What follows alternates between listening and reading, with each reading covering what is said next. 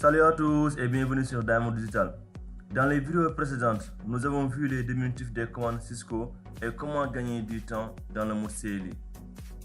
Aujourd'hui, on va voir les pièges et les erreurs les plus fréquents avec les raccourcis. Ce sont des erreurs que font beaucoup de débutants, mais aussi des étudiants en CCNA et parfois même en entreprise. L'objectif de cette vidéo est simple, vous éviter de perdre du temps et de faire des erreurs en configuration réseau. Donc pour faire cette vidéo, on va utiliser deux équipements cette fois-ci, un switch et un routeur. J'ai sélectionné mon switch, et voici la plaque des routeurs. Je vais prendre le 2911, voici mon routeur 2911, c'est bon. Donc on a un switch et un routeur. Donc je vais accéder au switch sans plus tarder, mode CLI. Donc notre première erreur qui est très fréquente est les commandes ambiguës. Par exemple là, on est en mode utilisateur, je passe en mode privilégié vite fait avec la commande N, je vais sur Entrée. Pour les commandes de vérification, avec la commande show IP into brief par exemple, show IP into brief.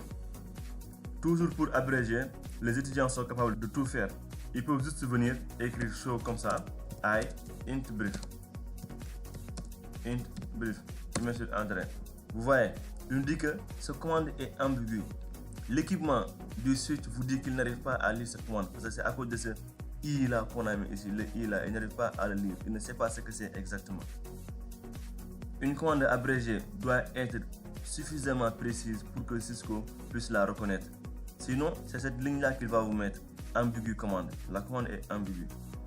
Donc pour vérifier les interfaces, n'oubliez pas, c'est juste show. On met IP carrément, IP comme ça, interface comme ça, int brief, entrée. Voilà, voyez, la commande passe à présent. Pourquoi cette commande est ambiguë? Le show I int brief, le I là, Cisco ne sait pas comment lire ce I. Il peut le considérer comme état IP, inventory, etc. Il peut le considérer en beaucoup de choses. Donc du coup, il a un problème. Il ne sait plus ce qu'il faut faire. Donc la solution la plus adéquate pour elle, c'est de rejeter la commande. Autre chose aussi, un bon technicien Cisco n'écrit jamais une commande au hasard. Il utilise toujours le point d'interrogation. Par exemple, si je suis en mode privilégié comme ça, je vais écrire une commande que je ne connais pas, par exemple. Une commande que je ne connais pas, je vais mettre show, je mets point d'interrogation. Là, je saurai à quoi sert la commande et qu'est-ce qu'il faut mettre exactement. Vous voyez, il nous montre la liste des commandes qu'on peut utiliser avec le mode show seulement, avec le mode privilégié et pour vérification. On peut vérifier l'heure, crypto, DHCP, DTP, IP, LLDP, login, MAC, etc. On a N de commandes qu'on peut mettre ici. Donc si on met I seulement, lui, il ne peut pas savoir si c'est IP, interface ou bien autre chose. Voilà, vous voyez, il met juste directement commande incomplète. Il ne sait pas ce qui suit la commande. Donc, le point d'interrogation nous permet de voir tous les commandes possibles et d'éviter les erreurs. C'est un réflexe professionnel et qui est très recommandé. On va passer à la partie 3, mauvais mode. Là, je mets sur Exit pour quitter le mode privilégié. Avec le mode, il faut toujours regarder le symbole. Là, on a le symbole supérieur. Quand on a ce symbole supérieur là, on est au mode utilisateur. Donc si j'utilise la commande enable, je vais passer en mode privilégié. Regardez bien le symbole. Là, je mets sur N par exemple. Vous voyez, le symbole passe de supérieur en dièse. Donc le dièse veut nous montrer qu'on est en mode privilégié actuellement. On a aussi ce qu'on appelle le mode configuration globale. Le mode configuration globale, je ne peux y accéder qu'en mode privilégié. Quand je suis en mode privilégié, je peux accéder au mode configuration globale. Par exemple, là, je suis en mode privilégié, je mets sur conf T. Ça passe. Mais vérifions pour l'autre, par exemple. Si j'étais en mode utilisateur, qu'est-ce qui va se passer? Regardez, là, je suis en mode utilisateur. Je mets sur conf T. Vous voyez, invalid input detected. Il ne peut pas valider cette commande parce que je suis dans un mauvais mode. Vous comprenez? Donc là, on met juste la seule commande qui peut passer, c'est enable d'abord pour passer en mode privilégié. Après là, je peux mettre sur conft, continuer mes configurations et tout. C'est à travers le mode privilégié qu'on peut accéder au mode configuration globale. Donc, quatrième partie, les erreurs silencieuses. Il y a des erreurs plus dangereuses, les erreurs silencieuses. La commande est acceptée, mais elle ne fait rien.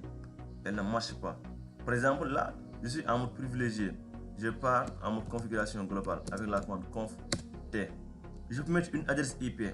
Parfois, Cisco me dit qu'il y a une erreur, mais parfois il laisse la commande passer. Par exemple, là, je mets IP add. Je mets sur 192.168.10.1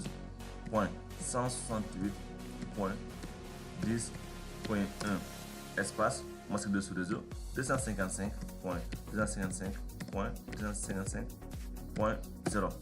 Vous voyez, là, ce que j'ai écrit c'est très normal. La commande que j'ai mis, c'est normal. Mais là où je l'ai mis, est-ce que c'est le bon endroit? C'est ça le problème. Et Cisco ne bloque pas toujours ces genres d'erreurs. Par exemple, là, je mets sur Enter. Vous voyez, là, il l'a bloqué. Il a dit que cette commande-là, là où je l'ai mis, c'est pas bon. Invalid input detected. Là où je l'ai mis, c'est pas bon. Pourtant, la commande, la manière dont je l'ai écrit, c'est bon. C'est comme ça. C'est comme ça qu'il faut l'écrire.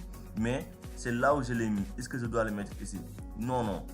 Donc, pour la partie 5, beaucoup pensent que toutes les commandes de Cisco fonctionnent partout.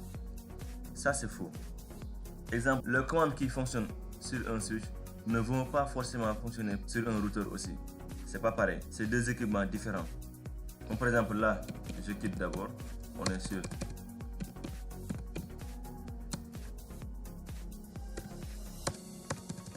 le switch. Là, c'est notre switch. Il va aller ouvrir le routeur aussi. Là, on est sur le routeur en mode CLI. Je vais mettre entrée. Hop, non. Entrée. Oui. Je déplace un peu pour que vous puissiez voir les deux à la fois. Là, je fais comme ça. Et le switch est là. Je déplace aussi. Voilà.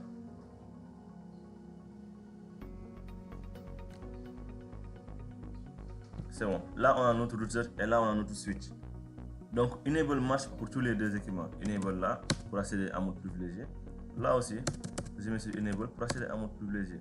Là, je mets sur conft pour entrer en mode configuration globale. Là aussi, la même chose. Marche conft. Voilà, ça marche aussi. Vous voyez.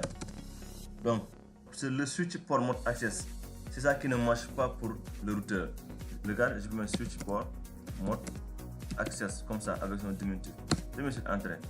C'est normal. J'ai pas sélectionné d'interface. Il n'y a pas aussi d'équipement qui est relié à notre switch. Mais ça devrait marcher. Par exemple, si j'avais mis, essayons de mettre par exemple interface fast0/1 entrée switch port mode access. Voilà, je n'avais pas mis d'interface. Là, c'est bon. Vous voyez, comme ça passe comme ça. Mais regardez avec le switch. Le switch, par exemple, je mets sur int giga 0/1 entrée switch port mode access. Vous voyez, invalid command input detected. Là, cette commande là ne peut pas marcher sur un routeur, ça ne marche pas. La commande switch port est réservée au switch. Même si les iOS se ressemblent, le matériel est différent. Là, on a un switch et là, on a un routeur. Ils ne jouent pas le même rôle. Un partie 6 règle d'or à retenir. Retenez ces règles. D'abord, règle numéro 1. Un raccourci doit être non ambigu. 2. Toujours vérifier le mode. 3. Utiliser le point d'interrogation avant de valider. 4. Switch et routeur n'ont pas les mêmes commandes, forcément. C'est ce qui fait la différence entre un débutant et un pro. Merci beaucoup. Voilà pour les pièges à éviter avec les raccourcis. Si vous comprenez ces points, vous éviterez 80% des erreurs en TP, en CCNA et en entreprise. Si cette vidéo vous a aidé, pensez à liker, à vous abonner à Diamond Digital et à partager la vidéo avec vos camarades en réseau informatique. Dans la prochaine vidéo, nous verrons les raccourcis Cisco avancés utilisés par les professionnels. A très bientôt pour une nouvelle vidéo. Merci.